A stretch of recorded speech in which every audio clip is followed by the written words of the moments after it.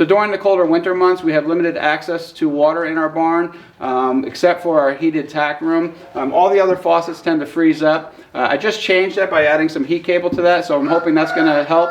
But normally we go into the tack room and fill up these 5-gallon buckets and lug them back and forth to give water to our chickens and ducks. I'm hoping that's going to change now because we just found a product that's going to save us a lot of time and energy.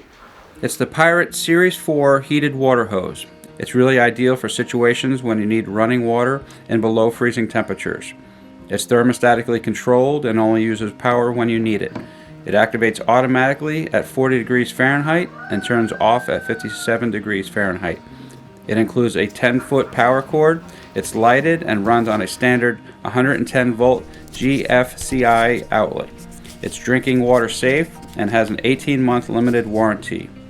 The diameter is 5/8 and we purchased a 50-foot hose, however they do come in 12, 25, and 100-foot lengths. The temperature rating is negative 42 degrees Fahrenheit with a burst strength of 200 psi.